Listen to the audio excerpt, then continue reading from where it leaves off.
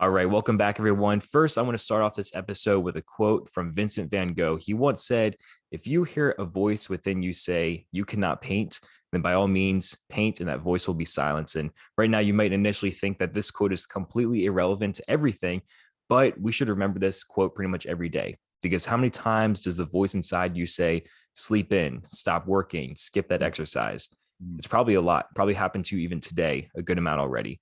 Successful people overcome these objections. They have mental toughness. They have mental toughness to persevere through different challenges and inner voice objections. And today we'll be talking all about mental toughness with my guest, Nick Koumalatsos. He's joined the Marines in 2000, went on to serve our country for 12 years. Nick is now entrepreneur, philanthropist, producer, father of 2 daughters and 1 son. And lessons that he learned from his childhood and time in the Marines has helped him build mental toughness that he can now carry into everyday life. So whether he's in the gym, practicing jiu-jitsu, growing his business, or providing for his family, Nick approaches his life ready to quote unquote paint. And he is here to tell us how we can work on our mental toughness too. Nick, welcome to the show, man. That was awesome. Thanks, Matt. Very Absolutely. much. Yeah. For sure. I was laughing because, all these things that people that you're talking about, that little voice in your head. I like to, and I don't know what your audience is like, but I'm gonna be real as I can be with them. That's your inner bitch. Yep. That's your inner bitch. And we all have an inner bitch. And the goal is to kill that motherfucker, because he will take over your life. Yeah. And he'll ruin it for you. Yeah. It's crazy. I mean, everybody has one. I'm glad that you brought that up, because that set the stage very well. Good job, Matt. Thank you. I mean, I appreciate it. I mean, you're a perfect person to talk with this about. So I'm always intrigued to talk to people about mental toughness that have gone through the struggles of building that mental toughness. And you yourself being served in the military, I think that is kind of the perfect place to do it. I never served myself, but talking to people in all different branches of the military, they build that mental toughness, they build discipline. So my first question to you is, what inspired you to first serve in the Marines? Like 2000 comes around, what inspired you to enlist in the Marines? You'll because of your point of view, you'll actually appreciate this. It was severe panic of stagnation. I don't know how much you know about my childhood, but I had 2 felonies by the time I was 13 years old, in and out of juvie, dealing with gangs and all kinds of stupid stuff as a child. And once I got through that, I got really focused at an early age. It's funny, by 14 they were like, kids are trying to do drugs and drink alcohol, and I was like, no, I'm not interested. I've done that and I'm out. And so I make the joke, I was sober by the time I was 14. So what happened was, I got a really good job. I finished the 10th grade year. That summer, I was from 6 a.m. to 2 p.m. I was a audiovisual tech making, and this is in the 90s, Matt. So you have to understand, in the 90s, I was making $15 an hour. It's really good. It was really good, right? And here I am, essentially I was 16 years old making $15 an hour from 6 a.m. to 2 p.m. As an audio, like in a conference center, setting up, microphones, lights, projectors, screens, that sort of thing. So for big conferences. And then I would take a 30-minute lunch break. And then from 2:30 to 10 p.m., I was a bellman at the Bay Point Marriott. And I was making anywhere from $2,000 to $4,000 a week. Wow. Between the 2 jobs. And I was working 6 days a week. So when it came time to go back to school, I was like, this doesn't make any sense. Like, why? I'm not going to go sit in a classroom to talk about freaking shapes and frog legs for 8 hours a day while I'm giving up 2,000. And I already moved out. I had a place in Panama City Beach, on the beach. I had a nice little house that I was renovating, and my world was just different, and I just didn't see the value of going to school. What are you going to teach me here? This is, Spanish 1, pass. I was into making money and building a life for myself. So anyways, I did that, Matt. And I distinctly remember hitting a point in my life where I was like, oh, I foresaw 20 years in the future. And I'm like, oh, I could still be doing this exact thing 20. Yeah, I could be making money, but the Groundhog Day of it, right? The redundancy of it kind of freaked me out. Yeah. That this is that I peaked essentially, like I didn't, but essentially like I saw myself peaking very young, and I'm like, I can't have this. So I make the joke now that I hit the nuclear option. I hit the nuclear button. I said, well, I'm going to go join the military. All right. Well, because I dropped out of school, because I had multiple felonies, my mom put me on ADHD meds when I was going through trouble, because the doc said, well, maybe he has ADHD. That's why he's getting in trouble. I didn't have ADHD. I had, young men problems when I didn't have a solid male in my life set the example for me. So I went to go talk to the Marine recruiter because I wanted to do the hardest thing. And at the entry level, the hardest thing you can do in the military is Marine Corps recruit training. Yeah. Now there are other, obviously there's NSW, there's, the X-ray program, but at the entry level on a conventional force, Marine Corps recruit training is the hardest thing. And I went in there and talked to him. He's like, absolutely, come in, sit down, talk, tell me everything you want to do. Like, here's your information. Let me go in the back and run your information. And I wasn't thinking nothing of it. I was like, yeah, go run my information. We're cool. Everything's good. And he came back and he just laughed. He's like, son, you're never joining the military. He's like, you got your 2-time convicted felon, you're a high school dropout, et cetera, blah, blah, blah, blah, blah. Now I had a GED, but that wasn't enough at the time. I think this was the Clinton era. And they were downsizing the military and whatnot. And plus I had drug stuff. I had, medical issues. There was a million things. Anyways, it almost took me so long story short, that was the catalyst that drove me into the military, because he told me no, that became my sole mission. It's what I wanted to do. This is a goal that I wanted to do. I wanted to utilize this opportunity to remove myself from my current situation and completely change the trajectory of my life, not knowing how wild that trajectory was going to be. Because this was pre 9/11. This was I didn't join the Marine Corps until 2000. And so that sent me, I nuked everything, man. I quit those jobs. I gave up my house. I gave up my nicer car. I started going to college. I moved in with my grandmother. I went from working those 2 jobs, making $2,000 to $4,000 a week to, I don't know, like I was making like $450 or $475 an hour as a night projectionist at a movie theater. I remember getting my first check after 2 weeks going, it was like $150. I'm like, what the hell am I supposed to do with this? Yeah. Because when you're used to making that much money and then you go to like $450 an hour, you're like, what is the point? Yep. I don't even know how people survived back then. But anyways, I nuked my life, and that became my mission. That became my objective. And I just got laser focused on that, and nothing else mattered. Girls didn't matter. I mean, nothing mattered except for that. And then I got my shot, and 7 days in, Matt, I broke my wrist. After 2 years of trying to get in the military, I broke my wrist, and then I had to get dropped to a medical rehabilitation platoon for 2.5 months. And so you want to talk about mental toughness? Yeah.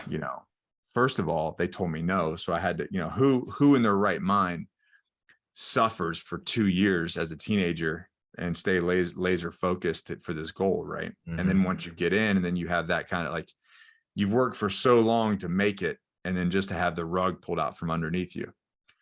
And nonetheless, I had a brief, to be 100% honest, I had a brief moment of cowardliness or weakness when I was a young man. I got dropped to that platoon, and I wanted to quit. I was like, this is not what I signed up for. I mean, it was just an absolute circus show in there.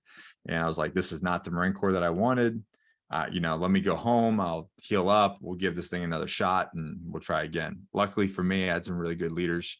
And that's one thing that, the Marine Corps can't offer is not, there's bad ones too, but there's a lot of good ones. And fortunate enough for me, my recruiters were very good. Some of the drill instructors that rehabilitation platoon, they kind of set me straight and said, listen, this sucks. I get it, but focus. Yeah. So I made the most of it, and then ended up utilizing, scamming the system, essentially learning as much as I could, and graduating #1 out of my company, because awesome. It was like being in it was like being being locked up essentially. You just learn the system, you learn the routines, you learn the information to where you utilize the system against itself. Mm-hmm. Right. And I learned all the little tricks. I learned who's who in the zoo. I learned how they do things, when things are going to happen. And, it was like you showing up to the pen day one, and I've been there 10 years. You know what I mean? Yeah. Like I know how the game works. I know how to play the game. So I played the game, came out number one. And that kind of set me up for the next 12 years. And it was just one thing after the other. But that's really is like life. Anytime, let me listen to me when I tell you this, anytime you put yourself out there to grow, to be successful, to be someone not in the flock, not in the herd, the universe is going to smack you so fucking hard. It's going to make your head spin. Yeah. And this is the difference between people that are successful and the people that are not. Mm-hmm. When you can weather the storm, I call it, you might've come across my coaching group, the Agogi. We take young men. We've got young men in there too. And guys like yourself, right? They're like, if you can learn the pillars and the way that we teach 40-year-olds now that are basically have lost their way and they're kind of trying to get it back. If you can learn that at 22, oh shit, man. Yeah, you're going to have some hardship, but you're going to have the tools in your toolbox that we didn't have, that I didn't have at 22. You know what I mean?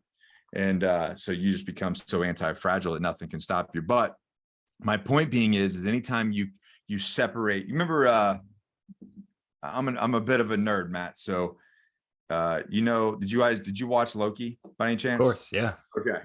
Yep. Good. So the TVA, right? Like you have this universal timeline.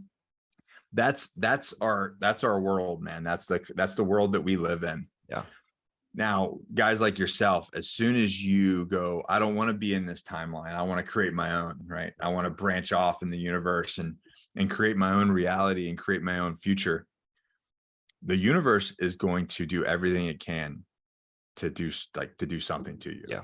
Your cars, you got the job opportunity of a lifetime. Your car is going to break down. Mm-hmm. You're going to hit traffic. You got an opportunity to do X, Y, and Z. All of a sudden, a bill is going to happen. Next thing you know, you're broke. Mm-hmm. You start a business, COVID happens. You know what I mean? Like there is something that's going to happen that is going to want to push you back into the law of averages, into mediocrity, back into the herd. All right. And it goes with same people losing weight. Like you get a guy that's really overweight or a woman that's really overweight, they start to lose weight. And all of a sudden they hit this kind of struggle point, this plateau. And we call it the muck. Like you're in the muck. So everything's hard, right? Everything's just like, it feels like you're walking in roofing tar with center block shoes on. And this is what happens. People quit at that. They quit when it gets hard and they go, you know what? It's just easier to be back in the flock. It's easier for me to just go backwards and just be mediocrity and just, get a 9-to-5 and just do the thing and just, do what everybody tells me to do and stay there. Not knowing that they literally were like a couple steps away from getting through that roofing tar and being on the other side of it. Mm-hmm. But that's the difference. You got to weather the storm. You got to get through the muck. You got to do the thing regardless of how you feel. And you said it when you opened up. You do the thing anyway. You do the workout regardless how you feel. You get up anyway when the alarm clock goes off. There's no fucking, like I don't know how I did it, but I disabled the snooze button on my phone. Nice. When my phone goes off, there's no option. You get up. There's no setting 47 different alarms. There is one alarm at 5 a.m. 7 days a week, and that thing goes off every morning. Yeah. And I get up. But the reason why I don't struggle with it anymore is because what I'm chasing, what I'm building, what my mission and objectives are, the people that I'm serving is more important than 15 minutes of sleep, an hour extra sleep. That shit is not important. Yeah. Now, sleep's important, to a point, but not to a point to where it's a crutch. You can't get your ass out of bed. Mm-hmm.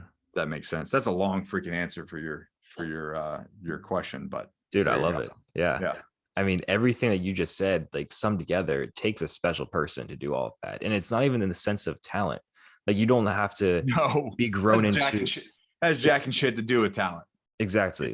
It's just resiliency. Exactly. Yeah. I mean, people think like, oh, I didn't grow up in a good family, or I didn't grow up in a good town. Like I can't achieve this. But yeah, you're a perfect example. Like you walk away from all that stuff. I mean, even to have the, the courage to walk into that office of the Marine Corps and say, hey, I want to serve, that takes a lot. And then for them to say no, that takes a lot to keep going, then break your Right. wrist, and then you graduate number one. Like all of that combined together, like it's not talent, it's resiliency, like you said, and just doing all the things that go away from the norm. I think the problem that a lot of people have, and something that I've experienced in my life before, is like everybody has a backup option. You're always thinking in your head, like if something goes wrong, if my dream doesn't work, like I can always go back to this. I can always go back to this person, this job, go back to bed in the morning if I don't get up to go to the gym, or, the car's not working. Everyone has in the back of their mind, like, it's okay. There's a comfortable option out there for me. But they always want that comfortable option. They're always just like, hey, I'm looking for an issue to say, I don't need this. I want to go away from it. Yeah. So think about it this way, right? The times that you give into the inner bitch, the things that you're like, well, I don't have to do this. I don't have to do X, Y, and Z, right? Mm-hmm. And you're right. You don't have to. What's missing one workout of 365 days, right? Right. Mm-hmm. Like it's not going to change anything. You're right. But what happens when you legitimately give into that every single time? Right. Say it's 50 times out of the year. Say out of 365 days, you give into your inner bitch 50, 75 times a year. Mm-hmm.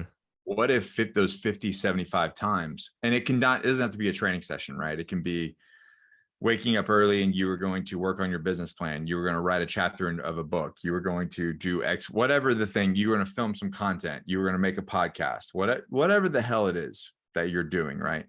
What if that 50 days is the difference of you becoming wildly successful and you being mediocre? Yeah. What if that's the difference? It could be. What if all you had to do was to do the thing anyway, regardless of how you felt? And that was the catalyst. That's the meter that tips the other side to where now you are changing people's lives, and you're changing, because of that, you're changing your own life. For sure. Yeah. It's an amazing message, because it's just all about consistency. Like, you just got to get up every morning. You got to go do what you say that you're doing. Like people don't want to do that though, Matt. They don't want to be that consistent. You know what I mean? Because it's hard, and there's, everybody's so feeling based. And I think that's one of the biggest problems. Yeah. Is everybody is so feelings based. Your feelings, I'm going to tell you right now, man, feelings are things that kind of come and go. Motivation comes and goes. Yep. I like to, I've never done cocaine, but I like to utilize the analogy that, motivation and those feelings are like cocaine. It gives you a bump, it gives you a high, but then it fades and you're back in the dumps. Mm-hmm. You know what I mean? Yep. But then when you build a routine, that routine builds discipline. Yep. That routine builds consistency, and consistency is what gets results. It's not doing the big stuff. The big stuff is not what happens. It's the micro moves that you make, the daily habits that you make every single day. Mm-hmm. Just turn into a fucking robot. Build a routine for success, and then just do it on repeat. Mm-hmm. And it's fucking boring. It is boring. People think that, like, look at training. People think that to be successful, you need to have like this CrossFit style workout where you do something completely different every day. The people that are really successful in fitness, they do the same freaking boring shit every single day. They've got 4 training sessions that they hit 1 through 4, and then they go back to 1, and they go 1 through 4, and they go back to 1. And it's the same compound movements. It's the same freaking lifts. It's the same shit day in and day out, week in, week out. And that's what builds success. Yeah. And it's like, is my training boring? Yes. My training is super boring. It's not flashy for the internet. Is my nutrition boring? Yes. It's super boring. It's the same boring shit. I eat oatmeal and protein powder, like, turkey and rice, chicken and rice. It's the same shit over and over and over. Why? Because it works. Yeah. Because it works. I don't get my fulfillment through my happiness or my fulfillment through those type of things. That's not where it comes. But we want to make our training make us happy. We want to make our food to make us happy. That's not what makes people happy. That's pleasure. Purpose is what makes you happy. Yeah. And I think just having all that flexibility just kind of gets you lost. Like when I first started training and, strength training, all that back in high school, I would show up to the gym and I'd do like 10 different exercises per muscle group. I was trying to get jacked up. I'm just trying to do everything I could. I did the same thing, man. Just do it all. Do everything. Yeah. Exactly. And I'm getting more experience, kind of understand like, hey, that's not going to work. And then a couple of years ago, I was like, I really want to do a powerlifting competition. So I get a coach and he's like, all right, here's your next 12 weeks. And I look at it and it's consistent. There's no flexibility. And I look at him like, you're crazy. Like I have to do these squats every single week. Like, why can I substitute with this? He's like, no, like just stick with it. Trust me. And I experienced so much more physical growth, but like the discipline was phenomenal just by like, I know exactly what I'm doing when I walk into the gym. It's not like, oh, like I'll do this bicep exercise and I'll try it with this one. And it's just consistent and that you're always moving towards your target. So I love that example right there. And you know what? It's funny, man. There was a movie. I think it was Central Intelligence with The Rock and Kevin Hart. Okay. You remember this movie? I didn't see it now. So The Rock, and when he was in high school, Kevin Hart was like this really popular kid, right? And The Rock was like this super overweight kid that was just made fun of by everybody. And anyways, so and Kevin Hart was like the captain of the basketball team, and The Rock's just a super chubby kid that just everybody made fun of. So anyways, they fast forward 20 years in the future, and The Rock looks like The Rock, right? He's like super jacked and huge, and he's a CIA agent. And Kevin Hart's a dweeb. He's like a stay-at-home dad. He's just an absolute freaking dweeb. And they run into each other in this whole thing. And he's like, oh, what the hell, man? What happened? You were this fat kid. And he's like, oh, it's super simple. I lifted weights and ate really good every day for 20 years. Yeah. I think he said something like, oh, I did two things. I went to the gym every day and ate really good, ate healthy every single day for 20 years. He's like, oh, okay. Yeah. And it is that simple. It's just the people overcomplicate success. They overcomplicate moving the needle when it really is just the same boring work day in and day out for a very long period of time. For sure. Yeah. You want to get a heavy squat. You want to be able to squat a lot. Squat. Yeah. Squat heavy for 10 years. And in a decade, you're going to have an amazing squat. That's the way that works. Yeah. Can't overcomplicate it. Going back to that bitch voice that you're talking about, it's a problem that everybody deals with. Like even I'm sure yourself, you still hear it. I mean, you're addressing it better, but like it's still in your mind. My dad always told me growing up, there's always 100 reasons not to do something. There's always so many excuses, so many reasons to say no. You have to find the reason to say yes. So, the first decision that everybody has to make every morning is getting out of bed. The first decision, the first thing you hear after the alarm goes off is sleep in, hit snooze. Initially, anyway. Yeah. So what advice do you have for people to like stop making excuses and to address that voice better? Easily. This is so simple. As soon as you start hearing that voice, do the opposite. Okay. For instance, cold showers. Every man should finish their shower with at minimum 60 seconds in just absolute cold water. Why? Well, I mean, there's a lot of health benefits, right? There's a lot of benefits to breath. There's a lot of benefits to recovery. There's a lot of benefits to just waking your ass up. I mean, you get up at 5 o'clock in the morning, go take a cold shower. You're awake. For sure. There's a lot of health benefits. Honestly, you know what I think the most benefit is making you more mentally resilient. So when I get in that shower sometimes, and I'm not going to lie, I'm 40 years old, all the shit that I've done special operations, I've deployed to Iraq, Afghanistan, I've fought people, I do jiu-jitsu. I got 3 kids.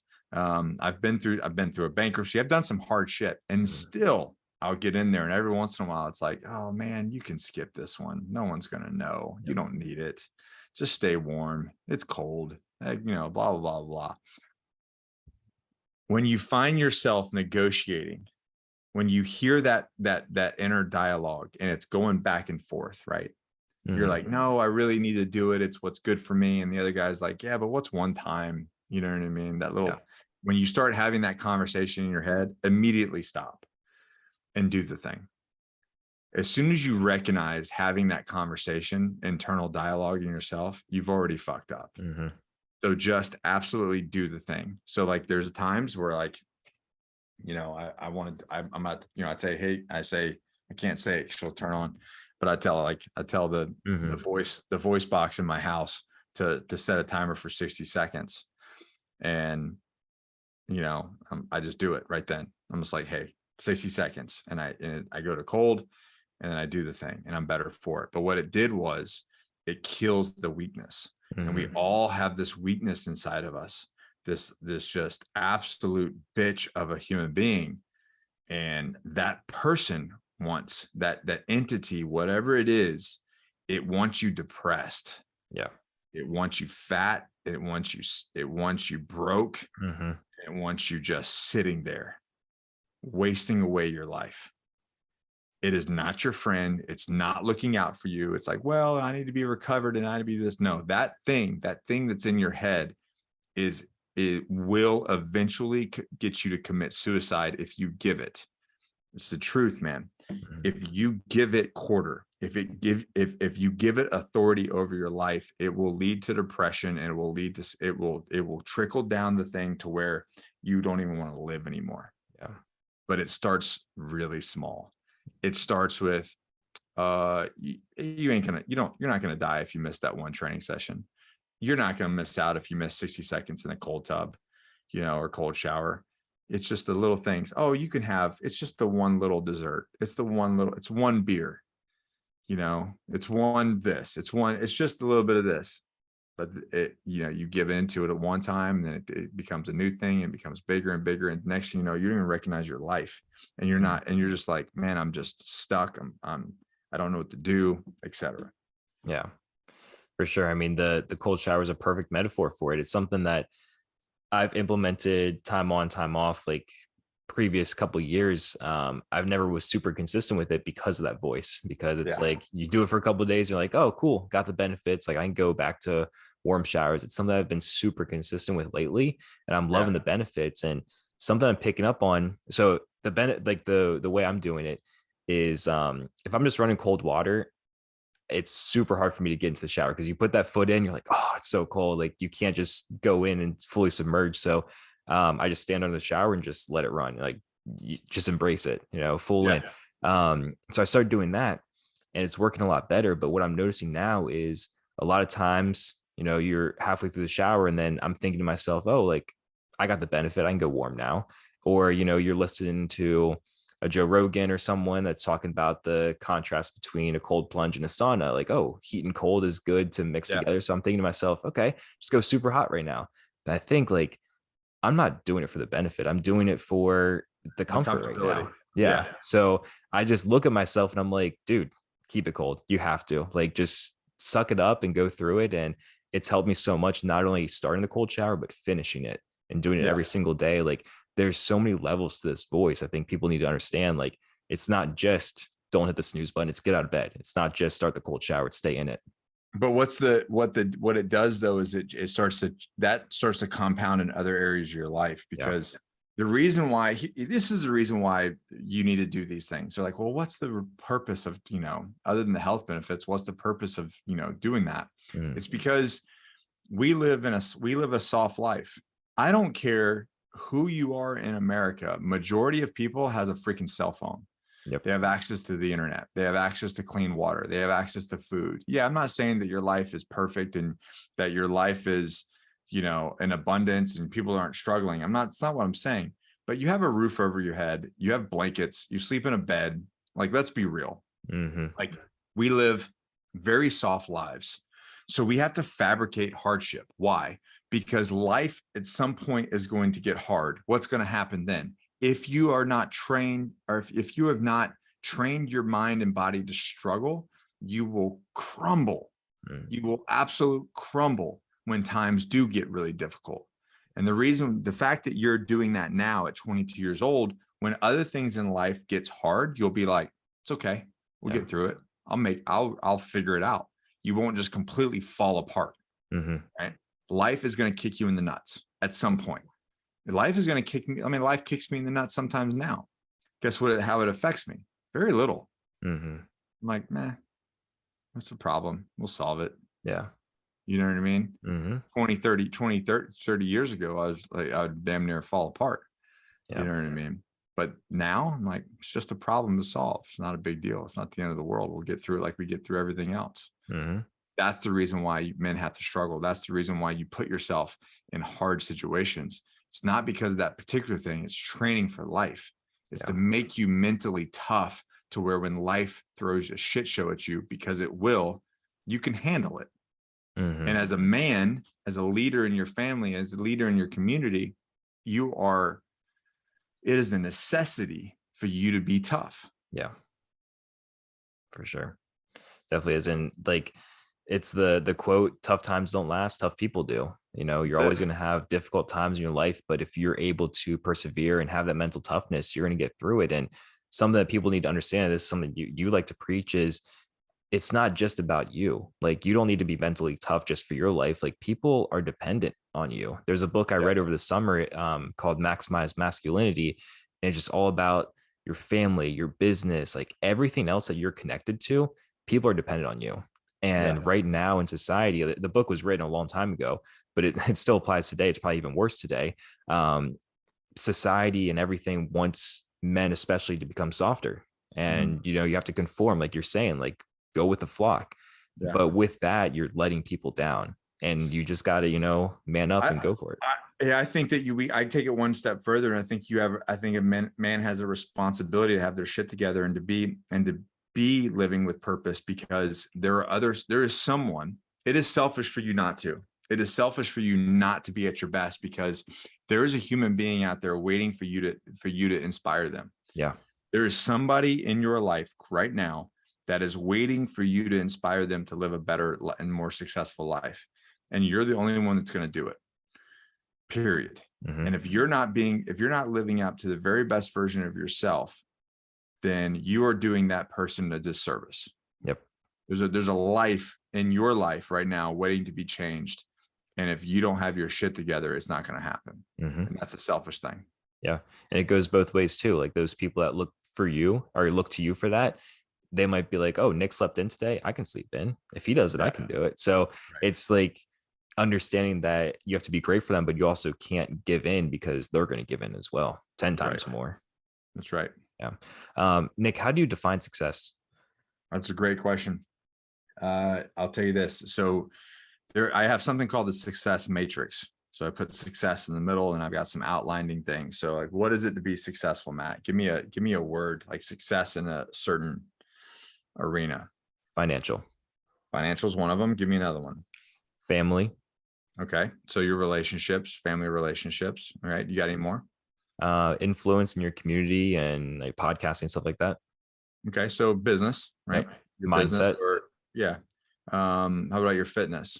Fitness for sure. Yeah. That's yeah. All right. So can you be, if you're super fit, all right, if you're super fit and you're broke, are you successful? It depends how you define success. No. Yeah. You're not, there's no way that you can be fit and broke and be successful. Mm-hmm. Do you think that someone who's super fit and that has $5 in their bank account, do they feel successful? No, they're struggling. Yeah. They're struggling mentally. Right. Yep. What about the person who is super wealthy, but not fit? He's 300 something pounds. You know, he's got type 2 diabetes. Does he feel successful? Absolutely not. No. All right. What about the person who's super wealthy and fit, but his family absolutely hates him? He's got no relationship with his kids. He's got no relationship with his wife. They're just like on the verge of walking out on him. They don't respect him. Is that success? Nope. No. These things are not, they're not isolated things. All right. For a man to be successful in life, you have to, it's called, I overlap them. So if you put success in the middle and you put, you know, wealth, fitness, health, you put your relationships, you put your, you know, your mindset, your business, whatever, your reach, your, your influence, you have to draw ovals. They have to all overlap. Mm-hmm. All these things overlap. Like, you can't just be the success in the fitness world doesn't work. Yeah. It has to be overlapped with all of them. And I kind of learned this model from special operations. When you're when you're selecting people for special operations, you don't want the super fit guy who is super, that can't work on a team, can't take direction, right? But he's super fit, but then he's all over the place here, right? Or and then not loyal, right? Or somebody who's not fit, but they're super loyal, right? Or it doesn't work that way. Mm-hmm. You want that shot group. You want all these traits to overlap. And then when you get everything to overlap, so maybe they're not a super fit, believe it or not, a lot of guys that were like crazily, like, you know, you're talking about like D1 college athletes coming into special operations. Mm-hmm. A lot of them quit. They're used to winning. Yeah. You're not going to win in an environment like that. It's built for you to fail eventually. Like even the best of the best will fail. And it's designed for that because we want to see how you're going to fail and how you hold on, how you come back from that failure, how you deal with that failure. These guys are not used to failing. So when this happens, they kind of crumble and they're like, well, I'm not used to this isn't for me because I'm a winner and I didn't win. So I'm going to tap out now. Yeah. Right. So, but the guy who is the best at that job is the one who is basically he has a little bit of all of them. He's a little bit like a jack of all trades, right? So success is the same way. You have to have money in your bank. You have to be working towards building generational wealth. You have to stay physically fit.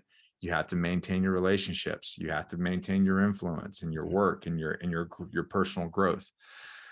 So how do we do that? Can I just go into this next kind of like how? Go for it. Yeah. So a lot of people are like, well, you need work-life balance. Show me one person who's ever figured out work-life balance. Every person that I know that's like, well, I'm just trying to find work-life balance. I'm struggling to find work-life balance. Well, yeah, you're struggling to find work-life balance because that doesn't exist. It's all your life. Your work. If you work for someone and you work 9 to 5 Monday through Friday, it's like 80% of your life, right? Like 80% of your life is spent at work. Was that just work or is that your life? Sounds like it's a big portion of your life. For sure. So you're not going to balance that. You're not going to balance shit. There's no such thing as balance, right? What we give our energies to, what we write out as our priorities is what we do. Okay. So we need to lay out what our priorities are. So I sit guys. So in my coaching groups, my tier 1 coaching groups that I do for guys that are one-on-one with me, I go, list out your priorities. Okay. Tell me your top 4 priorities, and then let's rate them 1 through 4. And let's see, how much energy you're giving into these priorities. And then we're going to go, okay, cool. We got our 1 through 4. Here's our top 4 priorities. Now tell me your routine. What time do you wake up? What time do you go to bed? And give me every 15-minute increment in between. I start writing down. I usually hear like, oh shit. Oh, this is bad. Yeah. So this is why they're struggling with balance, is because they're not hyper focused on their priorities. Yeah. If you take away everything that doesn't revolve around your priorities, well, it's super simple to build a schedule. Now I don't do anything that doesn't give me a return of investment. There's no waste of time. There's no fat in my day. And it's an exercise that I do because I want to trim the fat in their life. I can trim the fat figuratively in their life. I can also trim the fat physically in their life. Well, I don't have enough time to work out. Okay. I don't have enough time to train. I do this, I do this, I do this. I got it. All right. Well, there's 168 hours in a week. So let's build out your routine. Let's build out the week. Let's see what you're doing. And I usually find about 40 extra hours a week. That's just complete bullshit. Now I'm talking about sleeping 8 to 9 hours a day. I think I built in an hour and a half commute to work. I built in 8 hours of training a week for physical fitness. And I still come up with 40 extra hours a week. Nuts. That's another job. That's another job, right? Yeah. And this is the reason why people could have side hustles. This is the reason. And I'm talking about building out family time, date nights, dinner, food, time to eat, all that kind of stuff. People still have 40 something hours a week extra in their week. They go, oh, there's no way, not me. Okay, well, sit down, write down when you wake up, and write down everything you do between the time you wake up and the time you go to sleep. Yeah. How much scrolling are you doing? How much Netflix watching? How much TV watching are you doing? How much just absolute complete bullshit are you sitting around drinking beers, talking to your friends? That moving the needle in your life? No. What are you talking about? Probably remember when. Oh, remember the back in the day. Just absolute bullshit. Not about the future, not about how you're growing, not about how you're doing X, Y, and Z. Now listen, if that's your life and you're fine with it and you're not complaining, cool. Good on you, bro. That's 100%. I respect that. But you can't do that and then turn around and complain like, well, I don't have enough money. I don't have enough success. I don't have this. I want X, Y, and Z. That's when I have the issue. I have the issue when you don't live with purpose, you don't live with intention, and then you complain about it. Like, because you're the problem. Yeah. It's an amazing answer. Also one of the best definitions of success I've heard. Because I think it just wraps up the contrary to what society is showing us. You know, everybody thinks this CEO is successful just because he's got money, but what does his family look like? What does his fitness look like? So I love that. I did this post basically talking about how when you become more physically fit, you actually become more wealthy. Right? And the reasons why, and talked about how like you're just being more focused in your day, having more energy, X, Y, and Z. So somebody posted a picture like, oh yeah, jackass, what about Elon Musk? And I said, okay, perfect. I was hoping that somebody would bring this up. Elon Musk himself said that his fitness has deteriorated and it's become a huge problem in his life. And that's something that he had to deal with. Also, if you look at Elon Musk's relationships, that he hasn't had terrible. He admits that he hasn't had the greatest track record of the relationships. So again, you know, you look at him and you go, is Elon Musk successful? It may be in one area of his life, but he's admitted that he's failing in 2 other areas of his life. So does he feel success? I guarantee that guy has some serious bouts with depression and frustration in his life, even though he's one of the most wealthiest people in the world. I guarantee he, out of his own mouth, he says he struggles with these things. Yeah. So is that true success, or is he still like the rest of us, not living with purpose and intention? Yeah, he's wealthy. He's a genius. Absolutely. Sure. That is not the measure. That is not the complete measure of success. And we went back and forth. He's like, well, blah, blah, blah. And I'm like, and people were just like eating this guy up because it was like, dude, he literally said out of his own mouth that he's struggling with these different things. He's not successful in these areas. So that kind of leads me to that point. Yeah. Yeah. That's a great example and a perfect person to look at too. You know, everybody thinks of the most successful person, but hey, there's stuff for all of us to work on. You know, this has been amazing. One quick last question for you, just out of curiosity. So you've been doing jiu-jitsu for a while and everything. I'm very curious about the sport. I tried a few times, not anywhere to a level of experience, but just to kind of give it a shot and roll around a little bit. What is a big lesson you learned and that you can kind of convey to someone who might want to consider trying it out? There's a couple different things. There's a couple different reasons. One, at 37 years old, I found myself not really being challenged the way that I wanted to be. I have a very small circle of individuals, you know, in my immediate circle, in my world, in my life. I'm kind of like the king of my life, right? I'm the captain of the ship. I'm the king of my life. I don't deal with a lot of negative people. I don't deal with a lot of outlying issues. So for me, I was like, we're building businesses. You know, every problem that I arrive, I kind of, you know, either have my coach, you know, I have a business coach that solves it for me, and I just keep on moving, right? So it's not a lot of personal like growth and challenge at 37, 38 years old. So I wanted to put myself in the environment of the beginner, put myself in the environment of not knowing jack and shit. And jiu-jitsu is one of those things that no matter how long you do it, you're just a beginner. Yeah. You could be doing jiu-jitsu at 10 years, and then you go to some camp somewhere and you're like, I don't even know what I'm doing. I don't even know why I'm here. I suck so bad after 10 years of this, even though I could be a black belt. I suck so bad at this that it doesn't even matter. And that's kind of the idea. And that's the reason why I love it, is because it's not something that you can peek at. There's a great little meme, you know, like you're worried about bills and employees and life and, you know, what Brandon's doing on the hill, and what's the problem with the countries, and you just being a father and a husband and just giving all and serving others constantly. And it's all weighing on your mind. And then you go to jiu-jitsu and you're not thinking about any of that. Like you can't check out. Like running, I make fun of running a lot, and I have a lot of good friends that run like competitively, and I still make fun of them. But you can run and you can kind of check out, right? You're just thinking about life and you just kind of blank out and you're running. Mm-hmm. You do that in jiu-jitsu, you're going to get killed. For sure. So it's something that you have to be actively engaged, which means you can't be thinking of external things. Mm-hmm. So it's one of those sports that you're forced to be in the present. You're forced to be thinking about the puzzle.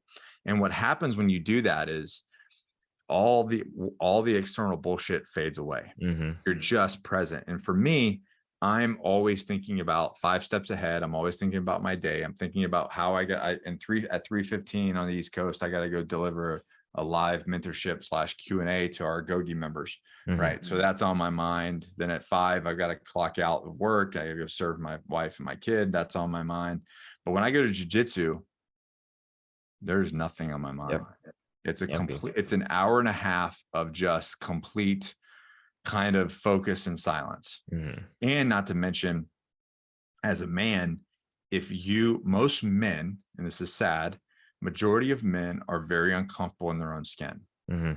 If I grab another man who's not used to doing this, they're immediately like, oh my God, someone's in my space. They put their hands on me, and I'm immediately like off put and like nervous, and I break out in a sweat and this sort of thing. Right. Yep. There's a certain level of confidence that comes with doing that sort of work. Like you get really comfortable in your own skin. You get really confident in your own skin. So like being that level of man, being that monster, right? Being that person who can protect others. Like if something happens on the street or somebody tries to grab me, you're ready. I'm very confident that it's not going to go the direction that they think that it's going to go. Yep. You know what I mean?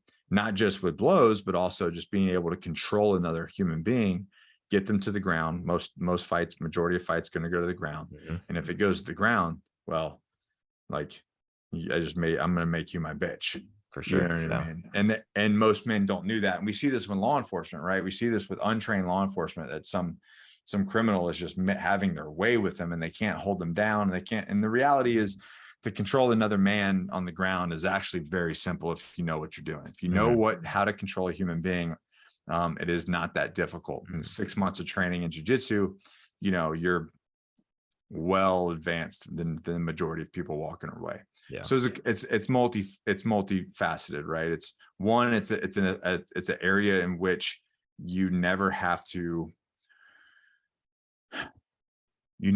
peak. Mm-hmm.